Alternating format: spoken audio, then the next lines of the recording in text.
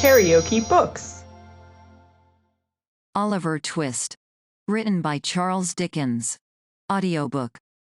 Chapter 12. In which Oliver is taken better care of than he ever was before, and in which the narrative reverts to the merry old gentleman and his youthful friends.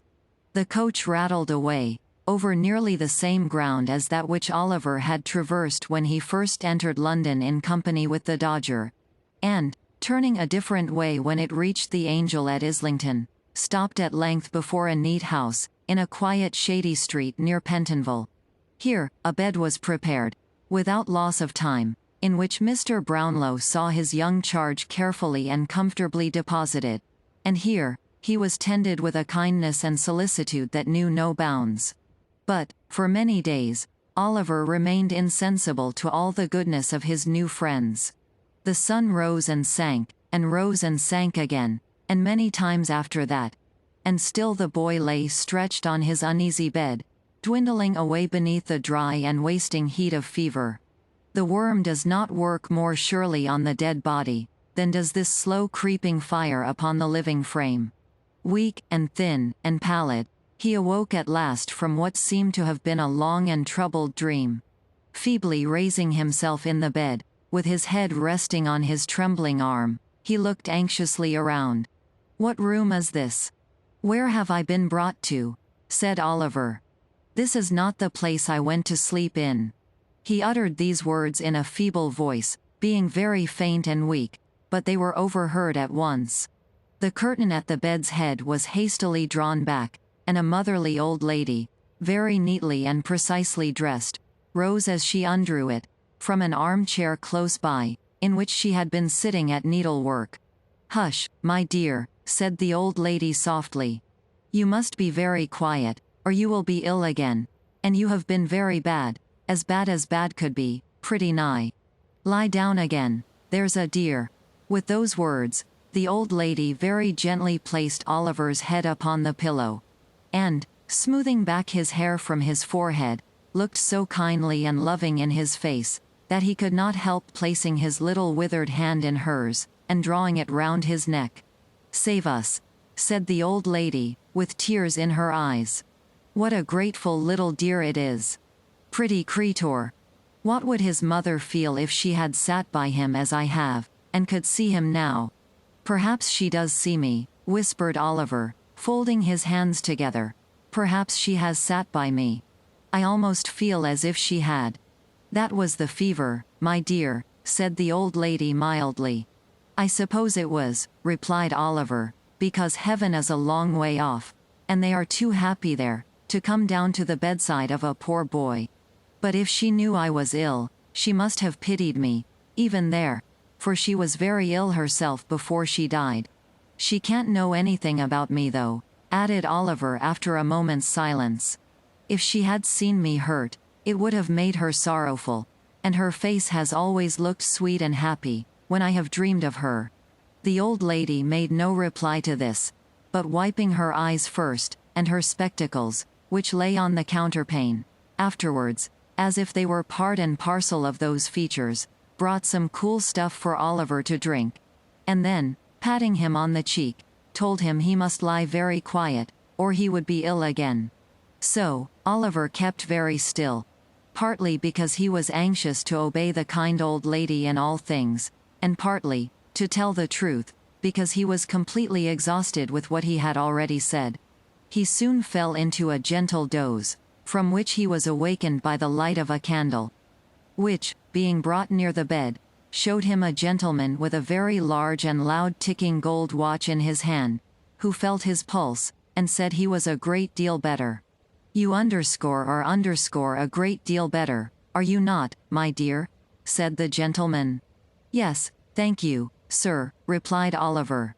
"Yes, I know you are," said the gentleman. "You're hungry too, aren't you?" "No, sir," answered Oliver. "Hem," said the gentleman. "No, I know you're not. He is not hungry, Mrs. Bedwin," said the gentleman, looking very wise.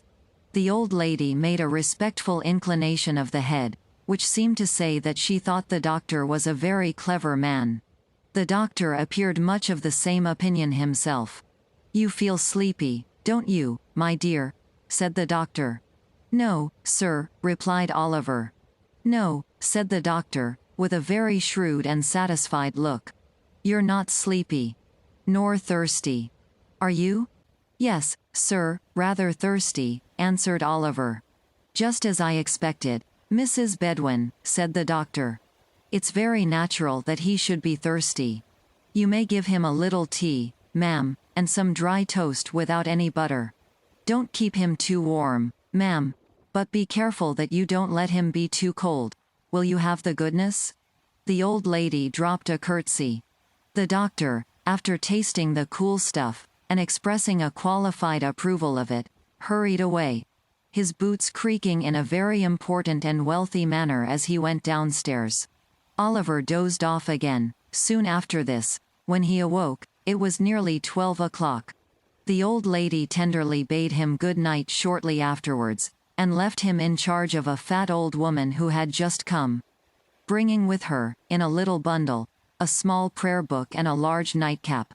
Putting the latter on her head and the former on the table, the old woman, after telling Oliver that she had come to sit up with him, drew her chair close to the fire and went off into a series of short naps, checkered at frequent intervals with sundry tumblings forward, and divers moans and chokings.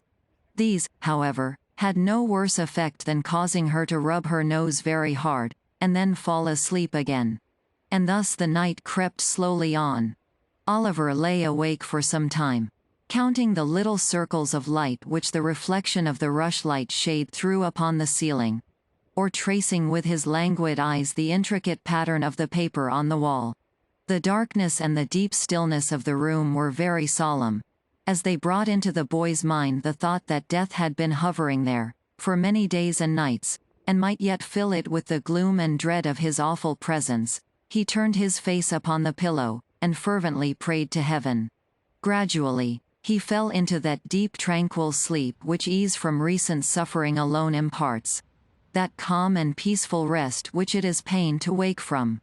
Who, if this were death, would be roused again to all the struggles and turmoils of life, to all its cares for the present, its anxieties for the future, more than all, its weary recollections of the past. It had been bright day, for hours, when Oliver opened his eyes. He felt cheerful and happy. The crisis of the disease was safely past. He belonged to the world again. In 3 days' time he was able to sit in an easy chair, well propped up with pillows, and, as he was still too weak to walk, Mrs. Bedwin had him carried downstairs into the little housekeeper's room, which belonged to her. Having him set, here, by the fireside, the good old lady sat herself down too, and, being in a state of considerable delight at seeing him so much better, forthwith began to cry most violently. "Never mind me, my dear," said the old lady, "I'm only having a regular good cry. There, it's all over now, and I'm quite comfortable." "You're very, very kind to me, ma'am," said Oliver. "Well, never you mind that, my dear," said the old lady. "That's got nothing to do with your broth. And it's full time you had it. For the doctor says Mr. Brownlow may come in to see you this morning, and we must get up our best looks, because the better we look, the more he'll be pleased." And with this, the old lady applied herself to warming up, in a little saucepan, a basin full of broth, strong enough, Oliver thought, to furnish an ample dinner, when reduced to the regulation strength, for 350 paupers, at the lowest computation. "Are you fond of pictures, dear?" inquired the old lady, seeing that Oliver had fixed his eyes, most intently, on a portrait which hung against the wall, just opposite his chair. "I don't quite know, ma'am," said Oliver, without taking his eyes from the canvas. "I have seen so few that I hardly know. What a beautiful, mild face that lady's is." "Ah," said the old lady, "painters always make ladies out prettier than they are, or they wouldn't get any custom, child. The man that invented the machine for taking likenesses might have known that would never succeed. It's a deal too honest." "A deal," said the old lady, laughing very heartily at her own acuteness. Is that a likeness, ma'am?" said Oliver. "Yes," said the old lady, looking up for a moment from the broth. "That's a portrait." "Whose, ma'am?" asked Oliver. "Why, really, my dear, I don't know," answered the old lady in a good-humored manner. "It's not a likeness of anybody that you or I know, I expect. It seems to strike your fancy, dear." "It is so pretty," replied Oliver. "Why, sure you're not afraid of it?" said the old lady, observing in great surprise the look of awe with which the child regarded the painting.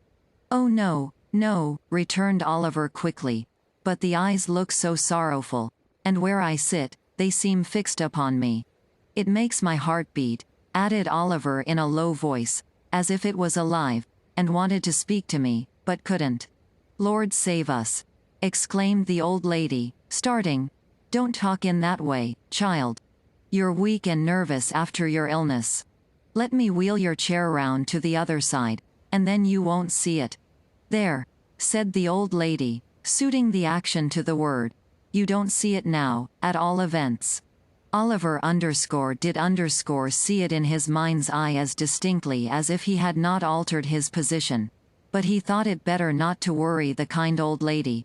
So he smiled gently when she looked at him, and Mrs. Bedouin, satisfied that he felt more comfortable, salted and broke bits of toasted bread into the broth, with all the bustle befitting so solemn a preparation.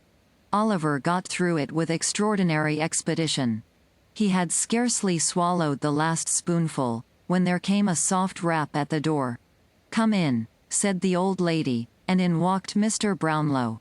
Now, the old gentleman came in as brisk as need be, but he had no sooner raised his spectacles on his forehead, and thrust his hands behind the skirts of his dressing gown to take a good long look at Oliver, than his countenance underwent a very great variety of odd contortions.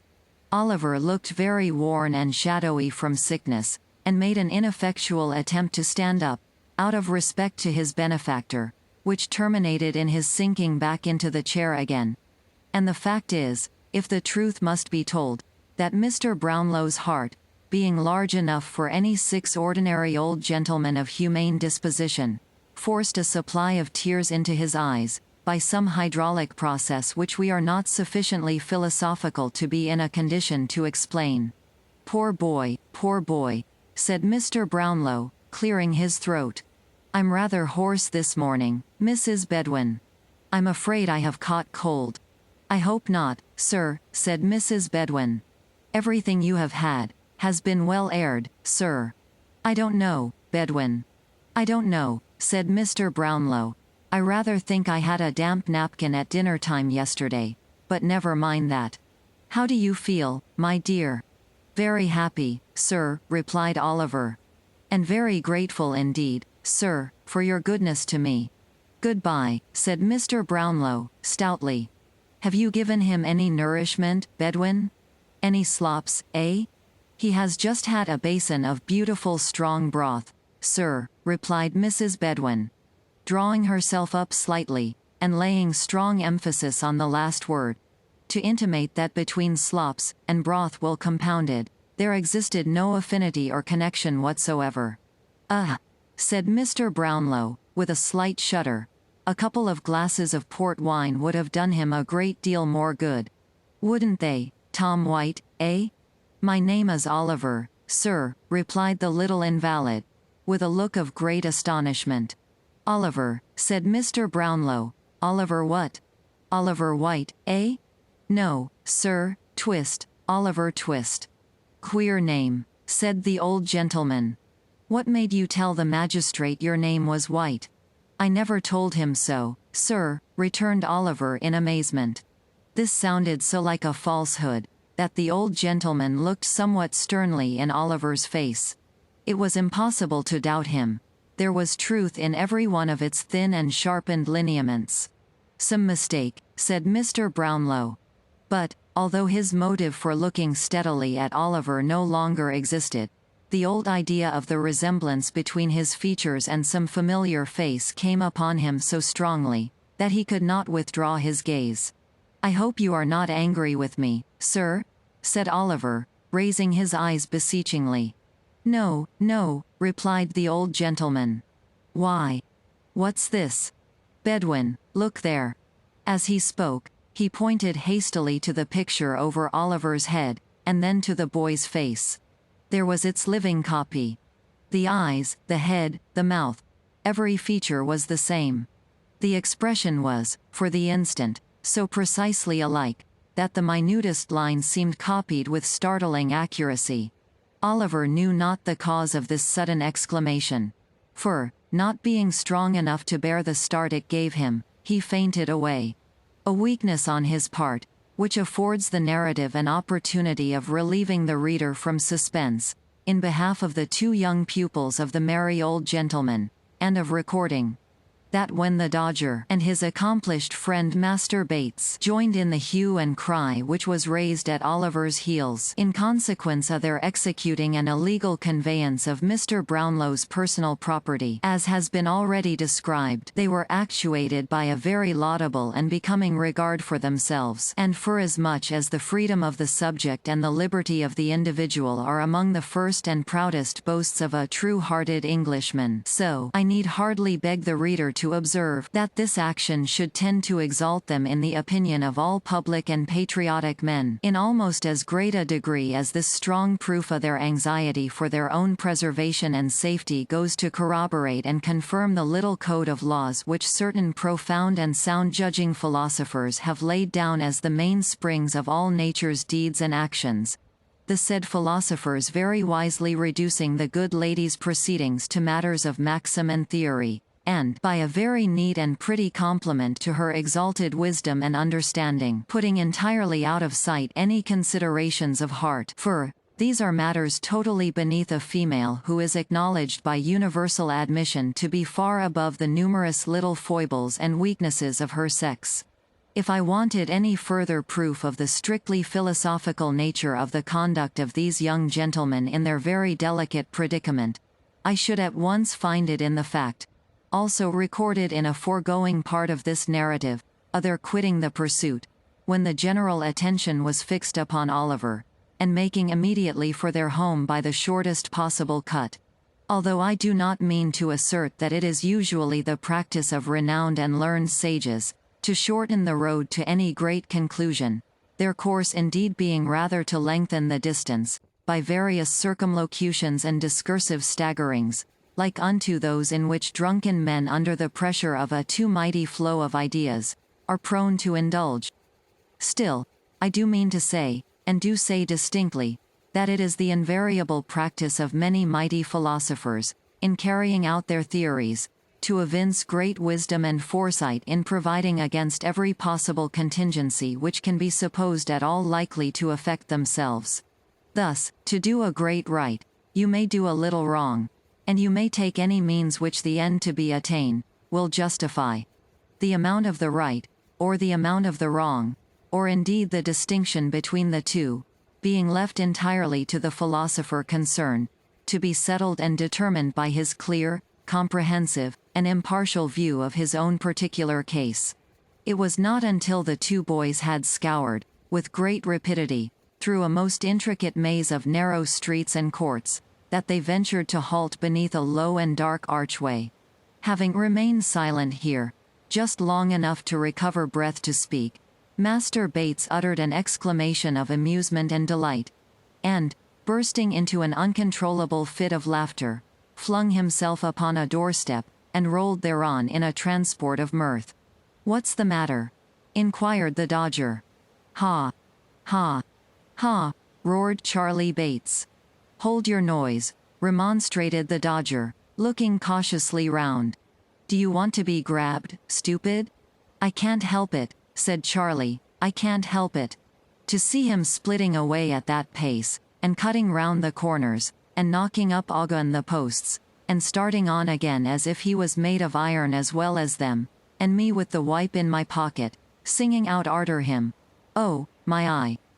The vivid imagination of Master Bates presented the scene before him in too strong colors. As he arrived at this apostrophe, he again rolled upon the doorstep, and laughed louder than before. "What'll Fagin say?" inquired the Dodger. taking advantage of the next interval of breathlessness on the part of his friend to propound the question. "What?" repeated Charlie Bates. "Ah, what?" said the Dodger. "Why, what should he say?" inquired Charlie, stopping rather suddenly in his merriment, for the Dodger's manner was impressive. "What should he say?" Mr. Dawkins whistled for a couple of minutes, then, taking off his hat, scratched his head, and nodded thrice. "What do you mean?" said Charlie. "Tor rule lol loo, gammon and spinach, the frog he wouldn't, and high cockalorum," said the Dodger, with a slight sneer on his intellectual countenance. This was explanatory, but not satisfactory. Master Bates felt it so, and again said, "What do you mean?" The Dodger made no reply, but putting his hat on again, and gathering the skirts of his long-tailed coat under his arm, thrust his tongue into his cheek, slapped the bridge of his nose some half-dozen times in a familiar but expressive manner, and turning on his heel, slunk down the court. Master Bates followed, with a thoughtful countenance. The noise of footsteps on the creaking stairs, a few minutes after the occurrence of this conversation, roused the merry old gentleman as he sat over the fire with a saveloy and a small loaf in his hand, a pocket knife in his right, and a pewter pot on the trivet. There was a rascally smile on his white face as he turned round, and looking sharply out from under his thick red eyebrows, bent his ear towards the door, and listened. "Why, how's this?" muttered the Jew, changing countenance. "Only two of 'em. Where's the third? They can't have got into trouble. Hark!" The footsteps approached nearer, they reached the landing. The door was slowly opened, and the Dodger and Charlie Bates entered, closing it behind them. KaraokeBooks.